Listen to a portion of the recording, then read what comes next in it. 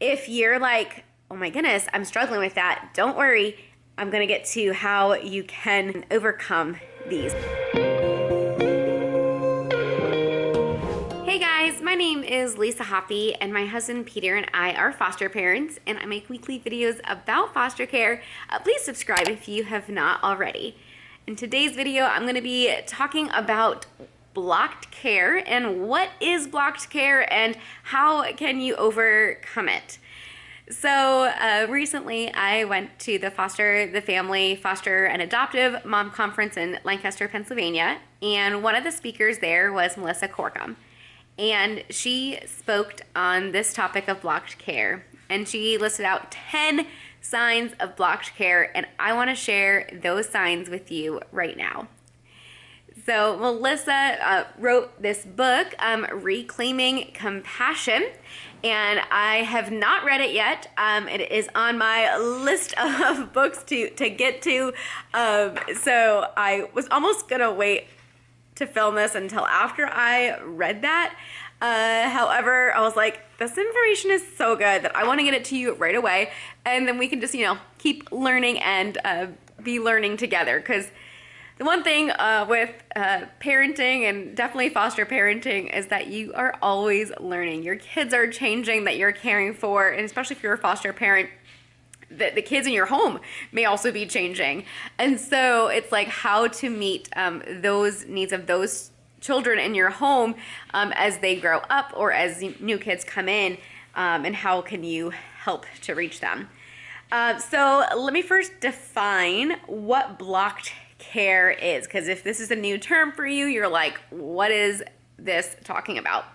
So blocked care is a state that parents can enter when prolonged stress suppresses their capacity to sustain loving and empathetic feelings towards their child. Now, this can be with any parent-child relationship. Melissa Corkum did make the distinction that it happens often in relationships with foster or adoptive children because that child may be overcoming blocked trust. Children from trauma may be asked to trust adults, the foster parents or caseworkers, when it was adults in the past who broke their trust. And so their nervous system may have a hard time differentiating the two. And if you have been in this world of foster care for a while, you may have heard of TBRI, which is trust-based relationship intervention. It may also be referred to as, connectedness and connected child. You may have heard that book. But TBRI and that whole system can really help with the blocked trust. But we know that, excessive stress can really affect the nervous system of any kiddo that we may care for. But it can also affect us adults. So what are the 10 signs? And as I read these, if you're like, oh my goodness, I'm struggling with that, don't worry. I'm going to get to how you can overcome these, because this is not meant to cause shame. Whether someone maybe have struggled with blocked trust and you realize that your actions may have caused blocked care for somebody, this is not to cause shame for, an adoptee or a foster youth. This is also not to cause shame for that adult who is struggling with blocked care. The reason that I'm talking about this is I recognize all of these signs that I have struggled with at some point in the 3-year journey of being foster parents. And so, all right, I'll just read them. All right, so here we go. Number 1, you are too caught up in coping with your child's behavior to be curious about the meaning behind it.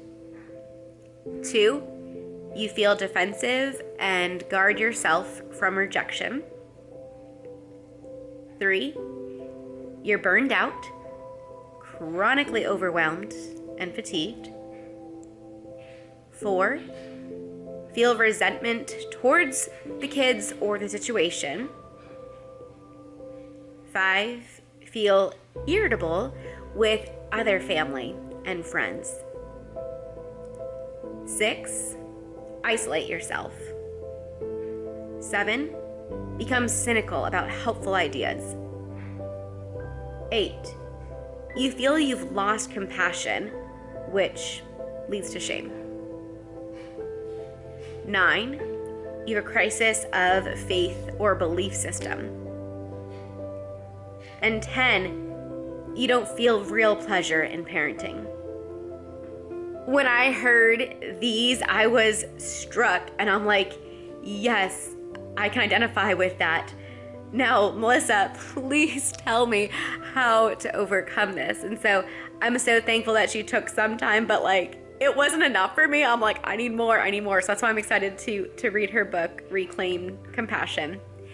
But how do we overcome blocked care? It's in 2 simple steps. I say simple, but 2 steps. 1 is reclaiming compassion for ourselves, and 2, reclaiming compassion for our kids. It's important for us as adults to stay regulated.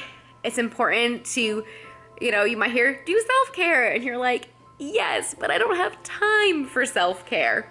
So taking moments for yourself in the day to really reclaim compassion for yourself.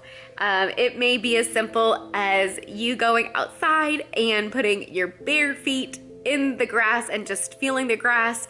It may be as simple as a deep breath in and a deep breath out. Maybe even a breath prayer, like you're breathing in and breathing out while you are saying a 1-sentence prayer to God for just calm in the moment, for help. But the thing, and an example that she gave was to find joy. And you might be like, well, there's not really much in my life to be joyful about right now.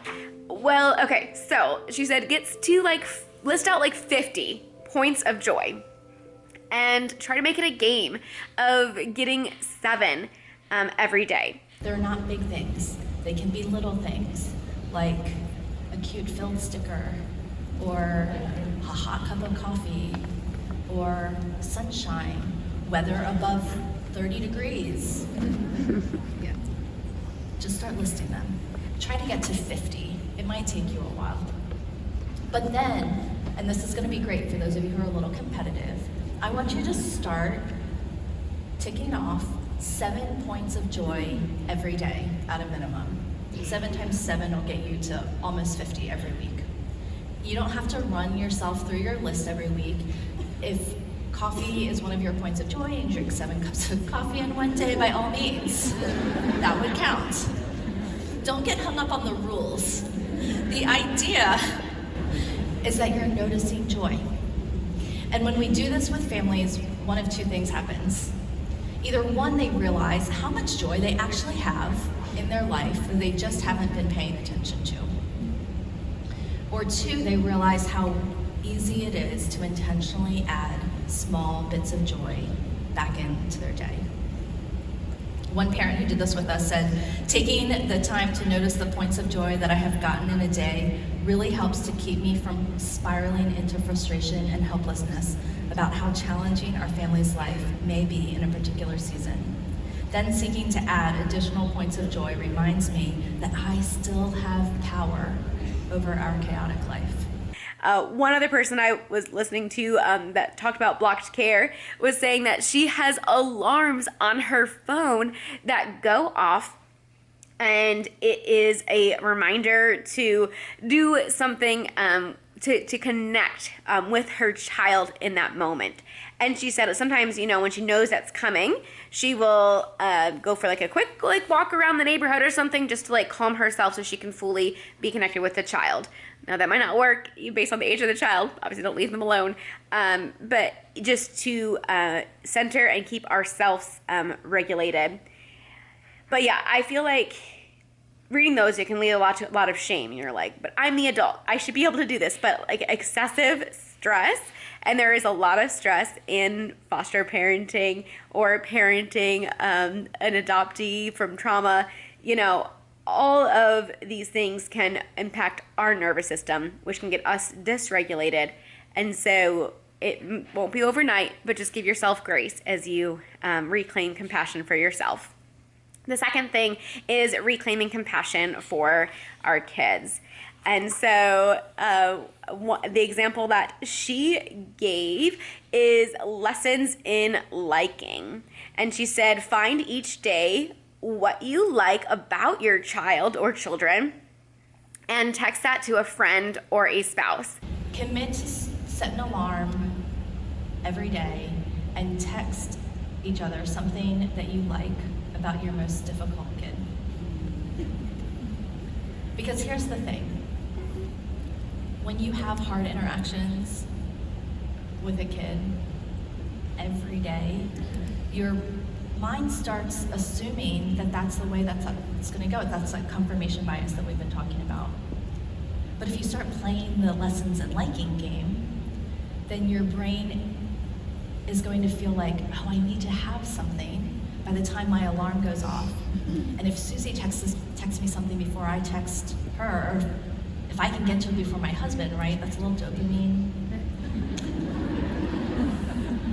And so your brain's gonna start looking for precious things about your child. Now you might have to start off easy. This is hard. This is easier said than done. So you can steal one of my favorites, which is they're really sweet when they're sleeping.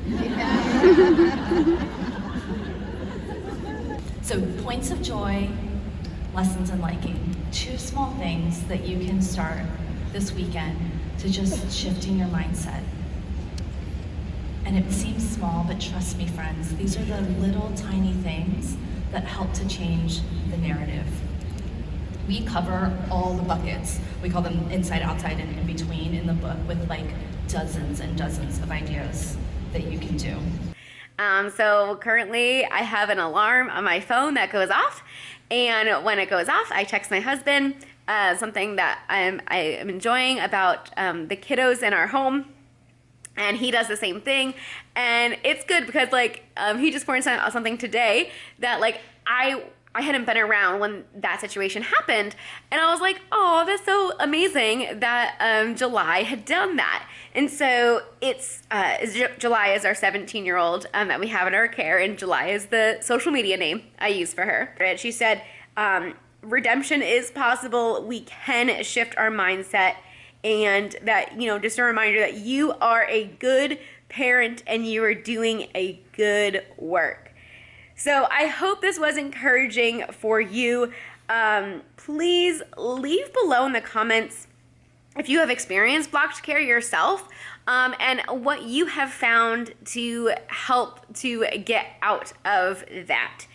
So yeah, it's so important as foster parents to take care of our own nervous systems, and just as much as it is that we want to, you know, pour out and help our children in our care. So thank you so much for watching. Please subscribe if you are not already, and we'll see you in the next video. Bye guys.